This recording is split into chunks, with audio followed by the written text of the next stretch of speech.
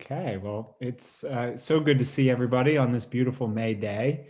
And we're so glad to be able to welcome uh, four guest speakers who have shared this presentation with our confirmation class. And that got such rave reviews that we said, well, we can't just let the eighth graders hear about it. We need to share this with the whole parish.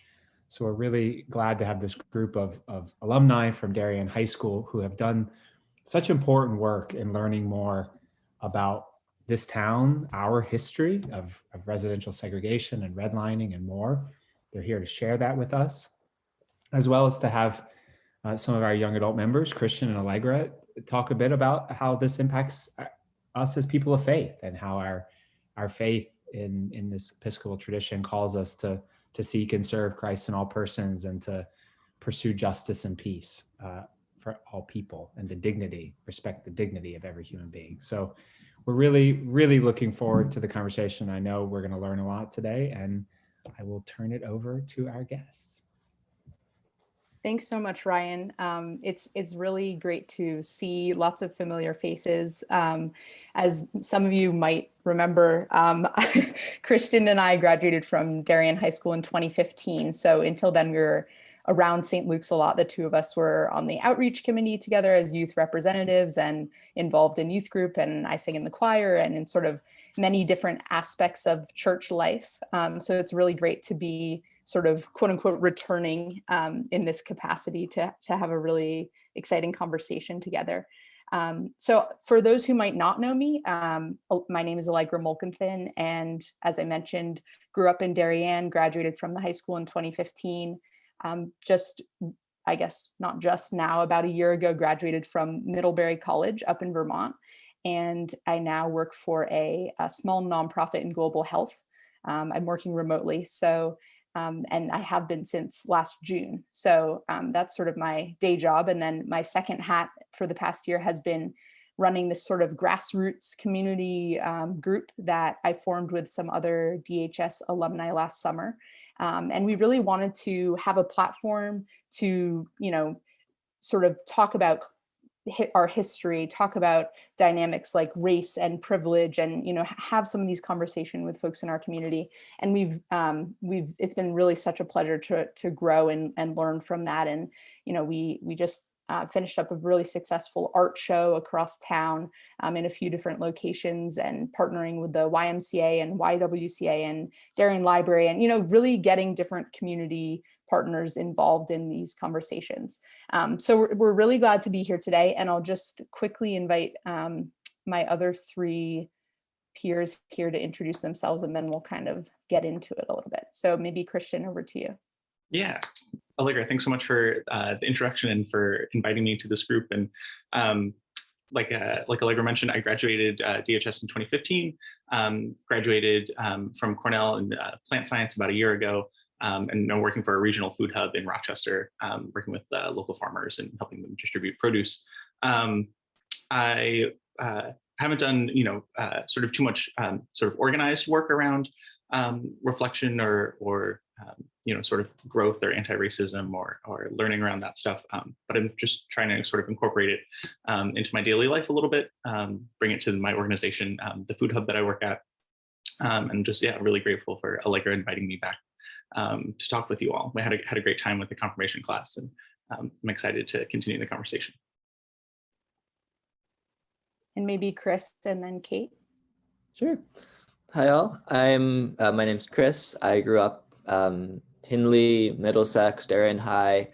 I recently graduated from Boston Conservatory. I'm teaching middle school music in Rhode Island, and I spent a lot of time in the library last summer, back in the Darien Library, going through old First Selectmen's reports, and sort of we have a whole lot of people who have put together books about Darien, Darien's history and different aspects of it, but I really wanted to sort of answer some of my own questions about what it meant to grow up where I did, and to sort of see how things were different in the different places that I'd sort of moved through the world. I was lucky enough to see to live overseas for a little bit during college as a Japanese major, and just to compare what life was in the different places I'd been in America and across the country, and then in other countries, to just what I knew and what I took for granted growing up. And then when all sort of some of those assumptions and all those things that I took for granted started getting challenged just by my life experiences,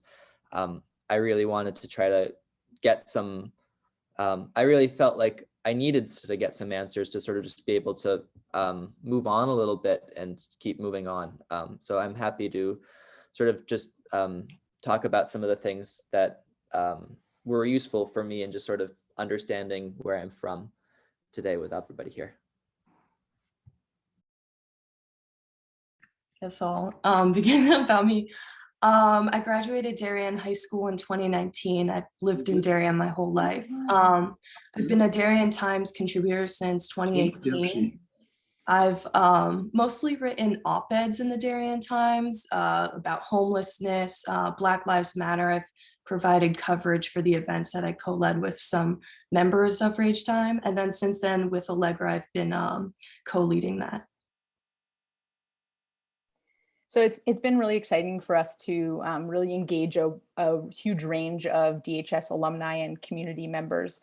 So Chris graduated in 2012, Kate in 2019, and we also are closely involved in different conversations with current high school students, as well as sort of administrators, teachers, and parents at all levels, K through 12. And having these conversations, which again have been so important, just to even acknowledge, like, okay, this is a conversation worth having.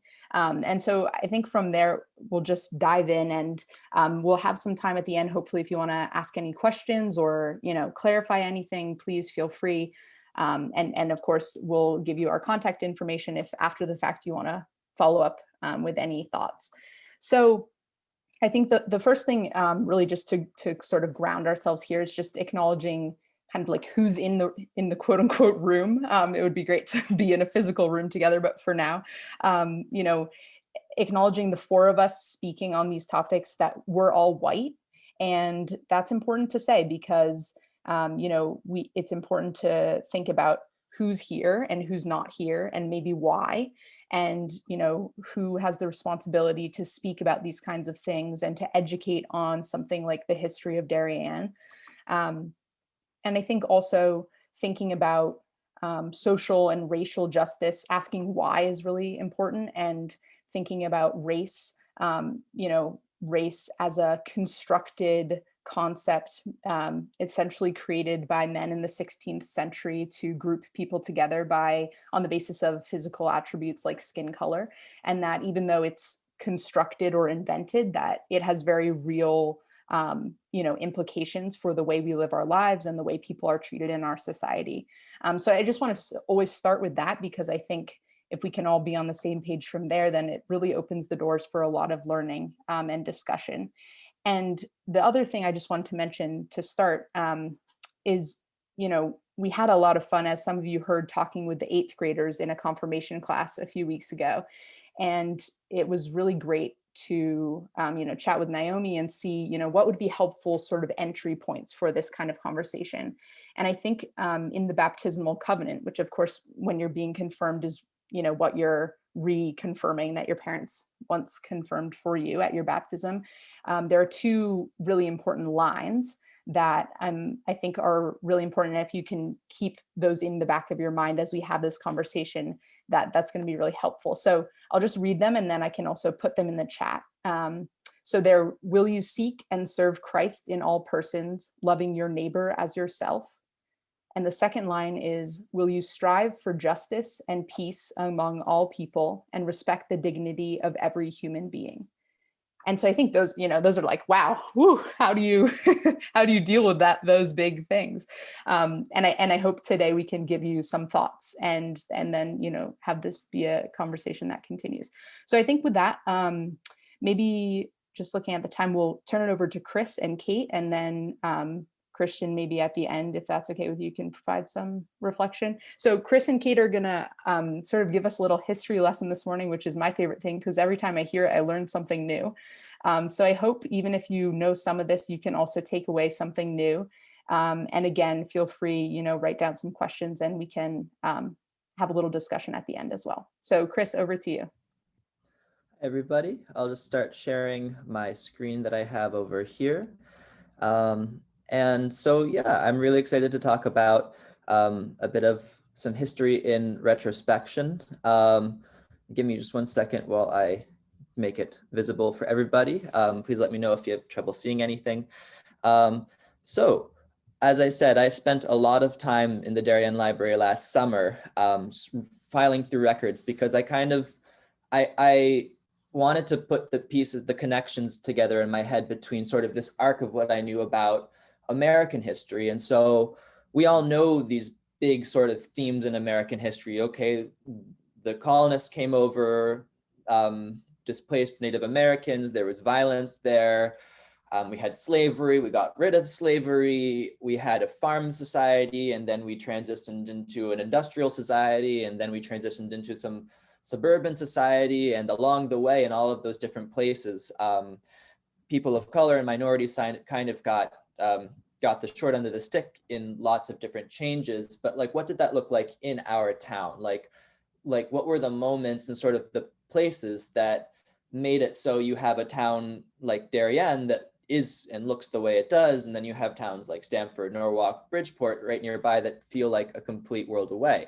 And so I found some specific sort of moments that helped me sort of understand. Quickly to acknowledge sort of the past history of the land that is now Darien.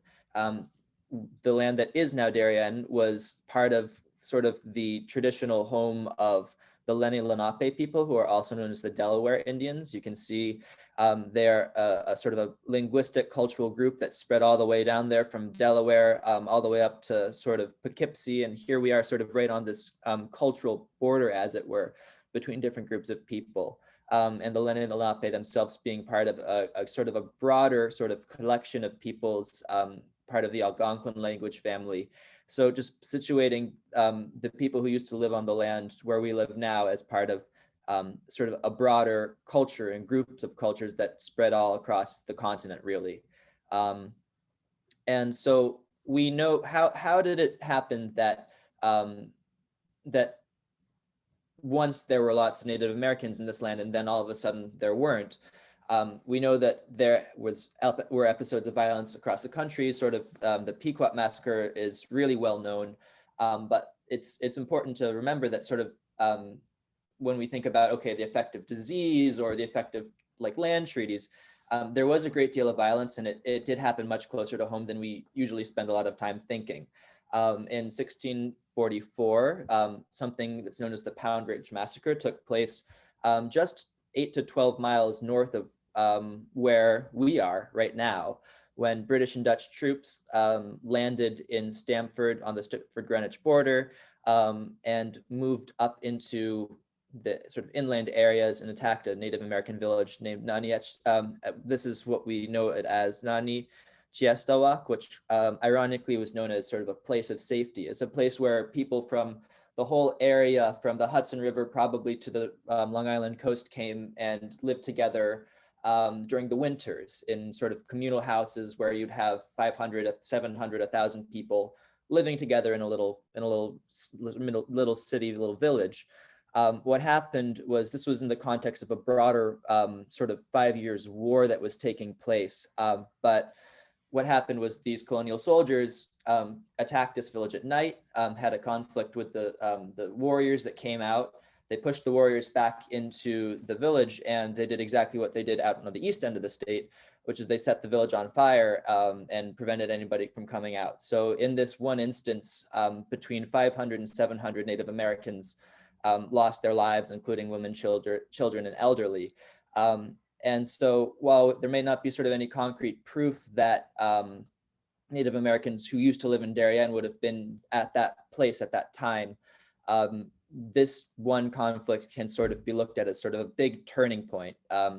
It could have wiped out the population of about a quarter of the Native Americans who are living sort of in the sort of greater Hudson River Valley area, sort of out to where we are over here. And it sort of changed the nature of the conflict, where before there might have been skirmishes between Native Americans and the colonists, but at this point, the ability to mount a sort of a military response to colonial encroachment was sort of really lost for the Native Americans. It was the last time that there was sort of this area that there was any sort of war going on between these two groups, and it really just changed the balance of power in a way that would never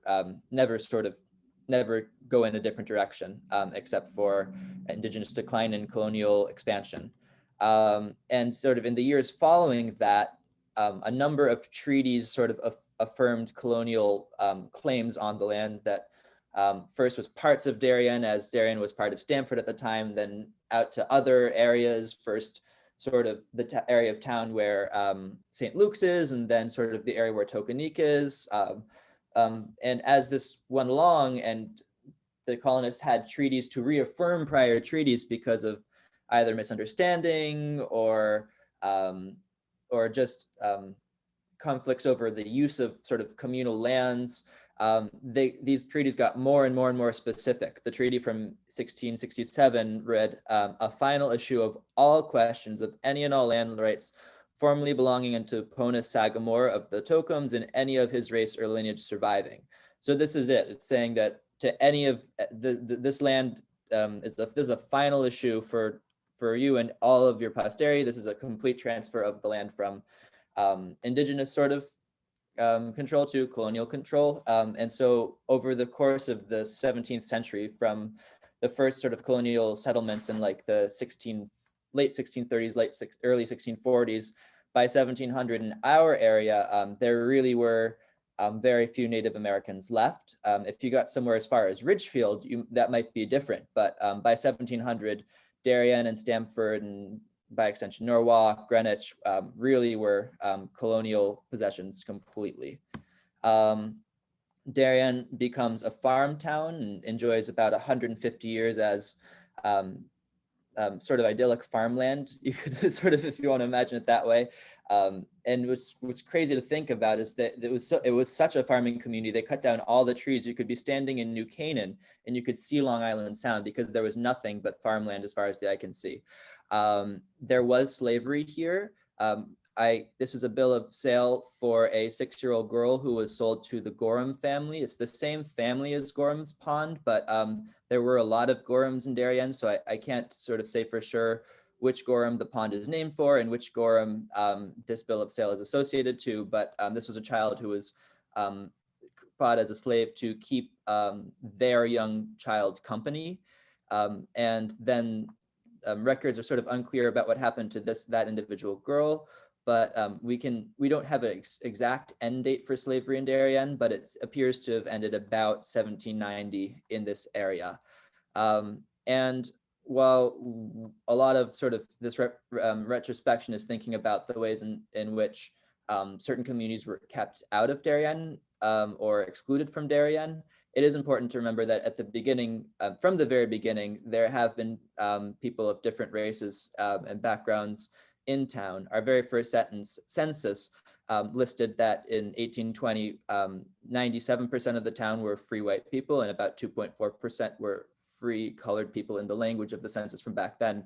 While Darien is, as a whole, more diverse than it was in 1820, it is interesting to note that there was actually a higher percentage of Black Americans in Darien in 1820 than there is today by a good percentage point and a half. And then so turning the page, in around 1840, 1850, Darien completely reinvents itself. So in this history that we've looked at, we've seen how Darien went from being sort of a completely indigenous sort of community to being a completely colonial farm community. Now Darien's going to eat itself up and turn itself into something else again.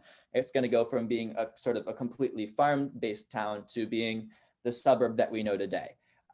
And so this happens because of technological change, industrialization, factories in Stamford and Norwalk and all up and down the Long Island Sound coast, the railroad, which allows people to be everyday commuters to New York City starting in 1849. We have ticket stubs for those monthly passes from all the way back then at the very beginning. And Darien went suburban in sort of fits and starts. At the very beginning, it just became sort of a summer community on Long Neck Point for people who would have been peers of like the Morgans, JP Morgans, or who had a big sort of well-known foothold in Greenwich. And then after sort of the success of that sort of model from 1870 to 1900, some of the people who stayed in the summers in Darien because of the nice cool breeze and the sea decided they wanted to stay full time. And then so between 1900 and 1930, there was a huge proliferation of sort of these planned communities that were sort of marketed as little slices of country life heaven within range of the business of the city. So Tokenique was one of the first ones that got built. Noroton Bay in the 1920s, but this was happening all over town, Allwood Drive, sort of different places where old farmland was being turned into these suburban little sort of enclaves. You can see how much the population grew in just from 1920 to 1930 by more than 50%. It's hard to imagine what that would look like in a decade in our town right now. The final sort of stage of this transition was 1930, 1960, where around sort of these sort of more upscale planned development, sort of more middle class neighborhoods started to fill out just all the rest of the land in town. And so the street I grew up on, Patricia Lane, a lot of towns that you see that have the word lane in it are from the periods of the 50s, 40s, 50s, where they finally just put roads through all the fields where there was nothing there before and just put lots and lots of houses. You see another huge decade of growth right there, 1950 to 1960. And eventually they sort of ran out of land where you could put houses and it slowed down. And you basically got the town that we live in today, more or less, the sort of the built environment. And so through this period of transition from, let's say, 1850 to 1950, there were features like redlining, gentlemen's agreements, sort of informal, sort of cultural sort of practices, and legal practices such as like religious and racially restrictive covenants that made this change and this development out of the reach of some people. So just to start going through this a little bit again, Prospect Street is sort of looked at as one of the very first suburban developments in 1870. I just think it's really cool that we have a photo of it and then how much it's changed. And then, so it's, again, I said fits and starts. It took a while to go from this first street that was laid out in 1870 to lots of suburban housing around the train stations and all throughout town. But sort of once the cat was out of the bag, there was no going back, sort of, so to speak. And then by 1913, Darien kind of has its sort of we're a suburb coming out party. And in the very sort of intro to this pamphlet that accompanied sort of 3 days of theatrical performances that were advertised in every newspaper up from Boston to New York to probably Philadelphia, Darien says, having neither manufacturing nor business and desiring none, Darien is distinctly a town of homes. So at this point, Darien hasn't filled up the same way when we looked at that population chart, but it's definitely saying we are self-conscious about the direction we want to take our town. We've seen this growth in Tokenique and then by the water on Long Neck Point, and we're going to take it to its logical conclusion. And that's really what we see happening in the next 30, 50, 40 years. So again, some of the things that put this change, this development out of reach on a very local level, out of reach for certain groups of people. Some of you may know about restrictive covenants. This is an actual deed to a house on Juniper Street that my father is a real estate attorney that he came about one time doing a transaction on this house, and way buried in the old fine print for this house on Juniper Road said this easement shall not be used by any person or persons of the Hebrew race or any person or persons who are owners, occupiers, or lessees of a hotel or boarding house on said premises. Basically, this is saying that if you live on Juniper Road and you can use the beach in Noroton Bay, you can't bring Jewish guests to the beach. So this has a big stamp on it because it's illegal now. But if you look back at deeds of houses in Darien, you might see something like this. The idea of a gentleman's agreement was sort of a more informal hesitancy to sell houses to certain people. Theoretically, this was made illegal in 1968 by Fair Housing Act. If you look at sort of real estate pamphlets from this time, you'll often see at the very bottom something along the lines of subject to approval of the seller. So if you make an offer, perhaps if the seller didn't want to sell it to you, they might just kill the sale, and that would be the end of it. And anecdotally, we do know this did go up into the late 60s, early 70s. I do have an older friend from town who was unbeknownst to her employer, she was working at a real estate agency, and she herself was Jewish, and she was told by her boss to sort of steer prospective Jewish home buyers to towns where there were more synagogues, like Norwalk or Stamford, and this was around 1969, 1970, just for context of time. I think I'm going to pass it over to Kate to talk a little bit more about the specifics of redlining. Alrighty. So yeah, this is more history towards the mid to late 20th century. So in the context of this is during the Great Depression. So there were two New Deal programs that came about, the Federal Housing Administration and the Homeowners Loan Corporation. And what they wanted to do is they wanted to pressure citizens to buy into suburbanization. Apartments were kind of seen almost as like a communist thing in the context of the larger history of, that sort of fear. So the way that they did this was that they gave out subsidized mortgages, but the FHA had a policy of, it was basically a racist policy that if there was a Black population in a town, that area would not have those subsidized mortgages, basically due to the false belief that these areas would sort of deteriorate.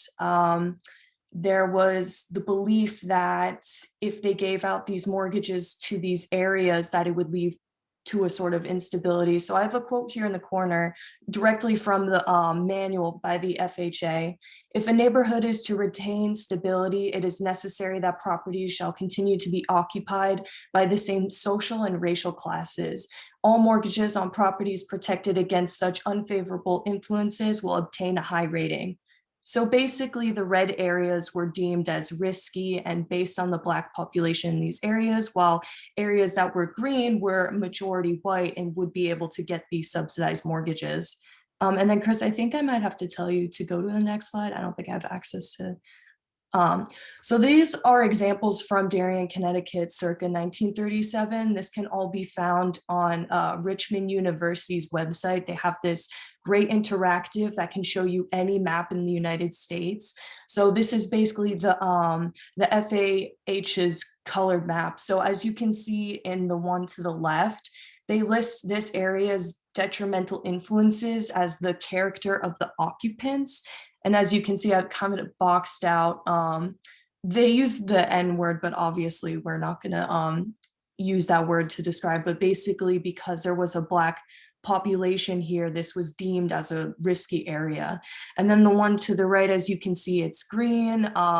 There's no Black population there. And then at the bottom, it says, the Boston Post Road separates this from a less desirable area to the northwest. So they basically within towns kind of kept these areas segregated, but they also kept towns and neighborhoods, segregated from one another. And then Chris, if you could go to the.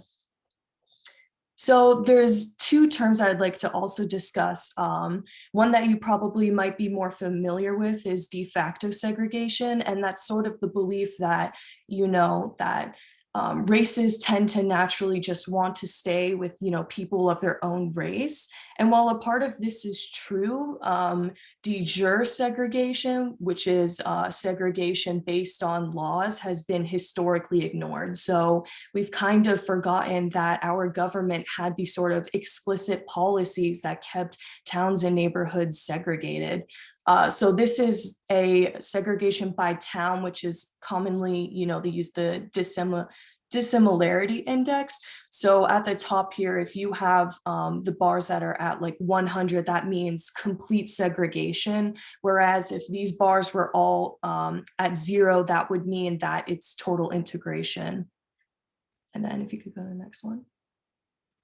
So when Chris and I were going through the pamphlet files at the Darien Library, going through all these historical documents, we found this one article from 1986, Darien, Connecticut members only, which sort of talked about, the kind of implicit ways that our town has, been racist and very exclusive. So there was one about affordable and multiple housing. The quote is, "The real issue in Darien doesn't get mentioned," Mandel says. "Multiple housing is a code word. The real issue is Blacks." So there was some pretty glaring stuff in this. And while 1986 may kind of seem like a long time ago still, there's the element that a lot of those people that, were alive in 1986 are still alive today and are probably still residents of this town. So going back to the FAH's belief that, Black populations would bring down property values, we kind of see this again. In 2010, there was opposition to more affordable housing. Today, there's still an opposition to it. Although recently there have been Senate bills, mostly by an organization called Desegregate Connecticut, that are pushing to sort of desegregate our neighborhoods. Part of the bill outlines defining what character of the town means. So back in 2010, many residents opposed affordable housing using the code word, we need to protect the character of the town. So a Senate bill like this would have to require towns to be, more explicit about what exactly that means. So it goes back to a far-reaching history about this sort of false narrative that if you integrate other minorities, it'll bring down property values. And then Chris, I think I can, turn it over to you. Sure thing. And just to take a look at sort of what some of the legacies of what happened in sort of the mid 20th century, we're in a place in the state where the purple on the map on the left is the place where single family housing is allowed by right, and on the right side where multifamily housing is allowed by right. And you see the sort of the hostility to different kinds of housing and fears about who would be living in this housing sort of manifesting in sort of where people can live. And so this is one of the factors in combination with things like the restricted covenants and gentlemen's agreements that leave it so that well, on the one hand, Connecticut is in the top 1% of metro areas for income inequality in the entire nation. And at the same time, as a state, this is a map of sort of opportunity in community versus where people of color live. And there's a crazy statistic of something around the lines of like 2/3 of the state's Black and Latino population live in areas where there is low or very low opportunity. And you can just sort of see how opportunity sort of in terms of education or access to sort of social social capital or like networking opportunities or health services, a whole different amount of metrics of the way that it has been sort of distributed in this corner of our state and then across our state. So, and then with the confirmation class, just to try to get an idea of what the scale of sort of what the the inequalities that have resulted from these years of these policies are.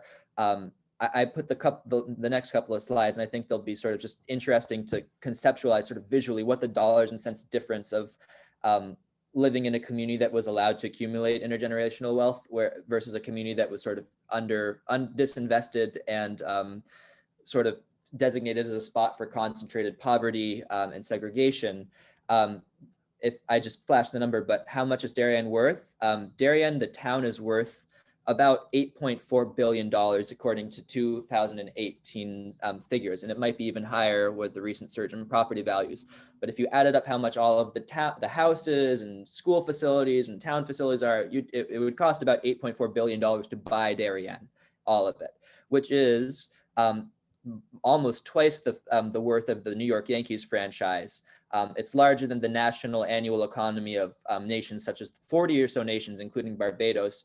And it's also worth more than what Uber raised in its initial public offering. So the value of Darien is just staggeringly high. It's hard even to imagine.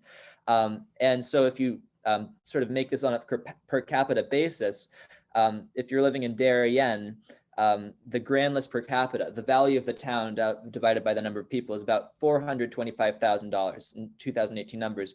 There's about $425,000 of stuff in Darien that we can tax per person to give us services versus $42,000. So that's the difference of having 4 Maseratis or a Toyota Highlander. The tax rate is much lower, the mill rate, but at the same time, our town is able to provide us more stuff. So this was just to demonstrate it for a middle schooler, but the town of Darien can buy you 5 MacBooks a year, but the town of Bridgeport can only buy you 3 MacBooks. And then there's also a sort of health aspect to this. The life expectancy in Darien is about 83 years, but in certain neighborhoods in Bridgeport, downtown, and also you'll see something similar in Stamford, your life expectancy, you drive 20 miles down the road and that might be 10 years of life that you're seeing a difference in the populations that are living there. And so there are lots of things that go into that, but a big portion of that we just have to remember is sort of the policies that our state and our towns followed for decades and sort of have created the status quo that we operate in today. So I'm going to stop sharing and I'm going to open it back up to Allegra and Christian, I believe. Yeah, thanks so much, Chris and Kate. And I did just want to note, we did slightly change the presentation for 8th graders. If you're thinking, wow, that was a lot and I barely followed some of it, it was a little bit different. But yeah, over to Christian, thanks. Yeah, the confirmation kids really liked the New York Yankees figure. They were all guessing. They were quiet for most of the presentation. Then we asked them to guess how much they thought Darien was worth, and they were shouting 100 million, 100 billion. That was really fun. Yeah, I just wanted to sort of summarize and offer a little perspective on sort of coming to terms with all of this information and sort of ongoing process of learning and becoming more aware about all these issues. And certainly in growing up in the public school system, we talk about issues like slavery and segregation and civil rights, and but always sort of with an air of it's in the past, it's in history. We had the civil rights movement, and that gained equal rights for everyone. Or we have all these laws that are aimed at addressing these issues and sort of bringing people together and erasing some of these inequalities. But I think it's really important to know that their legacies are still very much in effect and still very much here. And growing up in Darien, I know for me, it was certainly clear that most people looked like me, most people had light skin, but I didn't really realize that wasn't an accident until I left and started to learn a little bit more about the history of Darien. There's a reason, it's called Aryan Darien, and it was a sundown town. People of color weren't allowed to be here after dark.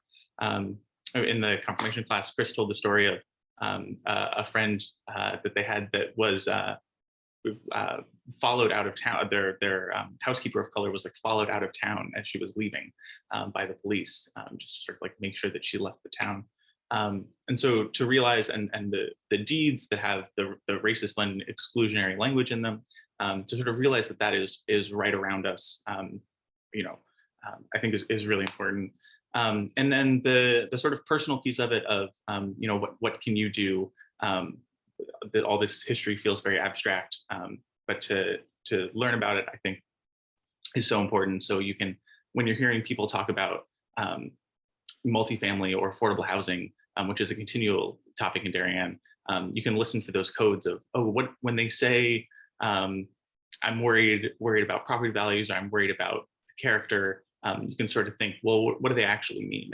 And whether they even realize what they're saying or not, you can start to sort of unpack and read between the lines and understand a little bit more about the prejudices and biases that everybody has.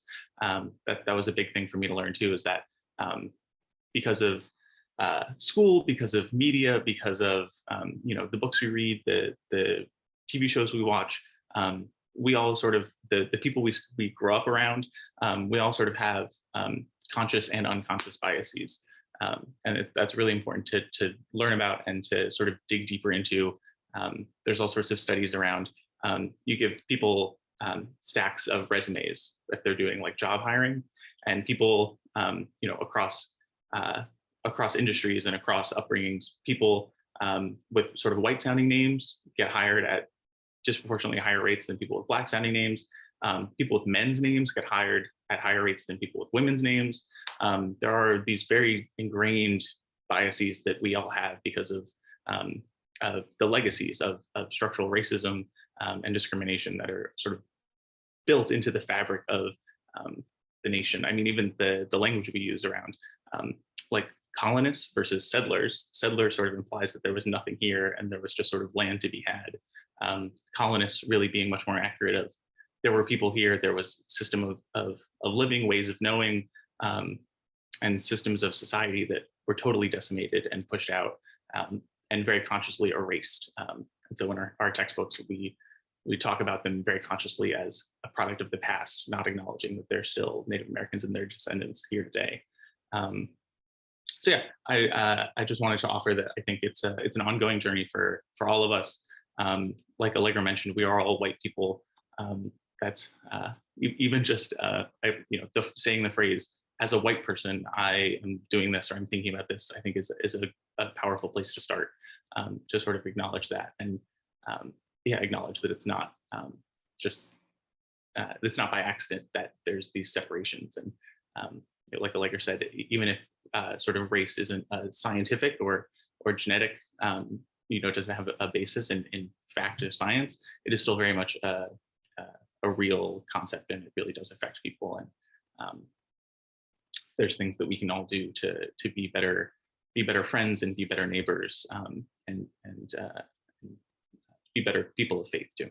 So I would just offer that. And just to sort of round us out, and I'm just conscious of the time, I think, something Naomi brought up with the 8th grade classes, like a lot of this can feel it can feel shameful, and there's a lot of, I think, guilt associated with some things, and thinking about, what does it mean? Like Christian said, as a white person, that I grew up in Darien and benefited from all this, and, it's not my fault, or I didn't choose, I think there are lots of conversations I've had with those different phrases of, what can I do? I'm just one person, that this isn't my fault. And I think it is really overwhelming. But I think what we hope, and why we're so excited about having these conversations, is that once you have a little bit of this background, hopefully you can, be hungry for more and think about the impacts in our own community. And, St. Luke's, I just looked on the website, was founded in 1856. And like, what does that mean for the community and how it was formed alongside the town of Darien as it developed? And I think just thinking critically about, who are our neighbors and why, and how do we treat them and why, and what communities are we engaging with, and what conversations are we having? And sort of understanding the context is the first step in all of that. So I hope we provided a little bit of that today. I know it's all of a sudden, boom, that time flied by. But if anyone has any questions or I don't know, sort of back to Ryan and Naomi to finish out. Thanks. I was just gonna jump in and say on behalf of everyone, just what an incredible job you guys have done in bringing a huge topic into something that's accessible and so thought-provoking. So thank you for your time today. And I know we are on the hour, but I think if folks have questions, I'm certainly happy to stay in the room, and I hope our guests are too, to maybe take 2 or 3 questions.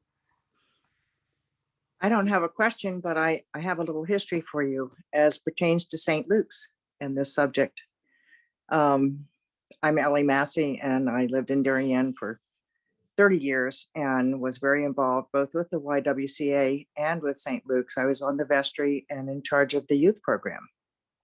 And in 1998, we hired a wonderful recent Princeton graduate. She was a girl, Carolyn Johnson, and she was Black. And the first thing I had to do when she got to town was sit her down and tell her about Darien and how it was. And Darien at that time was pretty renowned for racial profiling. The Blacks that drove from Norwalk to Stamford and back were often stopped unnecessarily. I didn't want her harassed or stopped or interfered with in any way. So the first thing I did was I took her for lunch over to Scooters, which is right next to the police station, and all the police hung out there and had lunch and stuff. And we sat there for a very long time so that they would understand that she belonged here. She stayed for, I think, about 3 years, did an absolutely wonderful job, ended up moving to Los Angeles, getting married, has just retired last year from being a youth minister. So her experiences in Darien were a real positive start for her. And I'm just real happy for her. And I was very happy for her while she was at St. Luke's. Thanks, Allie. That's a really powerful story. I have a question about language. One of the things I've run into in trying to talk to people in Darien about systemic racism is that they very much object to being called racist. You know, when we say, I'm not a racist, we all feel that way, right? And have you found any new ways of talking about how to label what it is? Because I know it just shuts down the conversation when you say inherently, I'm racist for having moved to Darien and raised my kids in Darien. Because I moved here for good schools. That's all just good schools. Absolutely. Maybe I can jump in and take that one. And I've run into this with talking about this with people that I love very much, and I consider, you know, very good friends and family. It's very personal and scary and often sort of confrontational. But the way I like to think about it and the way I like to talk about it is saying that no one person is inherently either racist or not racist, but we all do things that can be racist, and we can do things that cause harm. And so if you don't look at it as either like 100% or 0%, you look at it sort of along that spectrum, and every action that I take and every interaction that I have, how can I minimize the harm that I'm causing, or how can I do things to undo and to both be aware of and then undo the legacies of these systemic practices that we've been talking about. I would just offer one little sort of slogan or sort of fun phrase that I like. It's not about being right, it's about doing right. So if you can sort of take the step back and let your ego take the hit, you're much better for it. Sort of offering that you're looking to do better and to know better. And even if you've made mistakes or you've caused harm, you can always improve and get better. I think also just to jump on that, I think I've through this organization that I've been leading and having all these different conversations with different types of people and across the political spectrum, and I think it's also a question of what is your goal, and is your goal to have someone say, yes, I'm a racist, because then they could still do all sorts of racist other things. But if they said, oh, I am a racist, or but I think if your goal is okay, to have them understand the issue of redlining, to have them understand the issue of why are schools in Darien better funded than other schools 10 miles away. I think pulling out what actually you want to have the conversation about, because I've had great conversations with people who would never even say, oh, the system is the issue, about like, isn't it fair to say that we want every kid who walks in a classroom in Darien to feel welcome? Like, let's just start there. And, what does that then look like? What does that mean for, the support and resources that teachers can offer, the curriculum that they're teaching in those classrooms? What kind of microaggressions, you don't even realize are hurtful to somebody, but, something that hurts Christian might not hurt me, or vice versa, and so I think that's also been helpful for me, of if you think those little phrases and keywords are going to sort of like set people off or make people feel defensive, just skip them. Like, try to kind of find other entry points and think, okay, what am I actually trying to talk about? Because I think it's so easy to get lost in, sort of the big phrases of white supremacy or racism or, all these different dynamics. So I'd also just add that. I have a question. First of all, you guys are amazing. Thank you so much for doing this. Christian and Allegra, I remember you from VBS days, and I'm just blown away by all of the wisdom that you have shared with us this morning. So thank you. And then my question is, there's this temptation to hang up and feel like, oh, you know, we listened to this and we're progressive and we're good people, but not actually do anything that creates change. So what would you tell us? What's one thing we could do?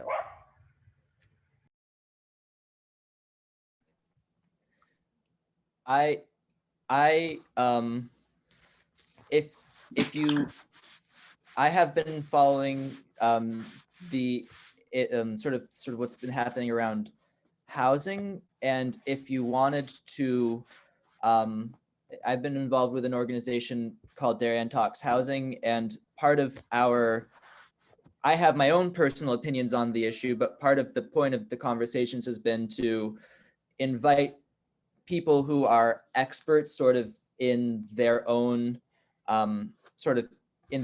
policy areas to make the cases for the things that they are advocating for, and not to tell you what to do.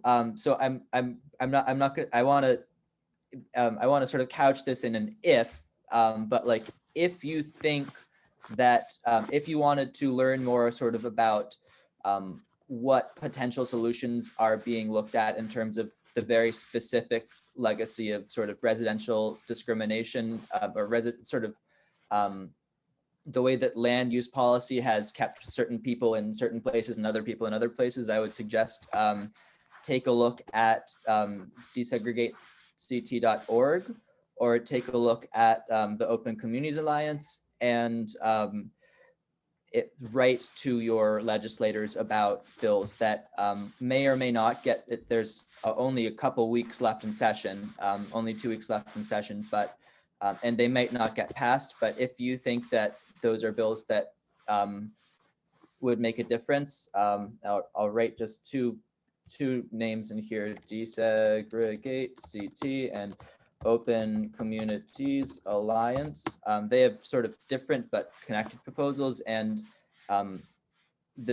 our specific legislators hearing that a broad amount, that multiple different people in the town sort of have an opinion on this issue, would be something that I think would, it might not get the bill passed this session, but it might be something that would be worthwhile in the long run. And that's sort of my own pet issue. And I don't want to tell you what to do, because the point of this, that's another sort of conversation series where, again, it's like, we can talk about this, but are we going to actually do anything? Without telling you what to do, I would say look into that, see if it's something that you think makes sense, and then communicate with your legislators about it. As a quick add-on, and maybe this goes back to the conversation of, you know, all of us here are white, but I think it's super important that, you know, obviously to keep educating ourselves, but also listening to Black voices. So as a white activist, when I was doing all this work with Black Lives Matter, it was not about advocating for what I wanted or my beliefs. It was about uplifting Black voices or minority voices, because as white people, we're not going to be the ones that are harmed. So it's really about continuing, like, to listen to them and to, you know, what they need.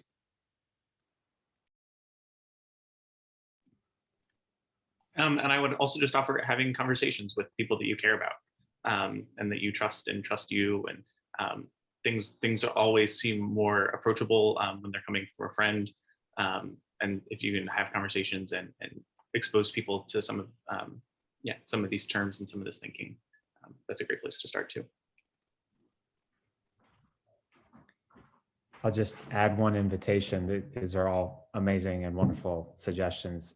Our hope at St. Luke's is to continue this conversation in June with a book study in the 4 Sundays of June at 9 a.m. between the 8 a.m. outdoor service and 10 o'clock indoor service, where we'll be thinking about the question as people of faith using James Cone's book, The Cross and the Lynching Tree. So I invite you to put those dates on your calendar, because I think this is a conversation we need to continue to be having, and I hope you'll take part in that. But I just want to echo Jen in thanking our guests for this incredible wisdom that you've shared and the work that you're doing, and know that our prayers with you, and that we want to be partners with you in this work of the Spirit, in helping us tell the truth and learn and grow and make the world more as it should be and less as it has been. So thank you so much. And thank you for all the great things in the chat. It's been really a wonderful gift. Yeah, thanks so much, everyone. Yeah, thank you. Be well. I hope Happy to be with you. Good afternoon.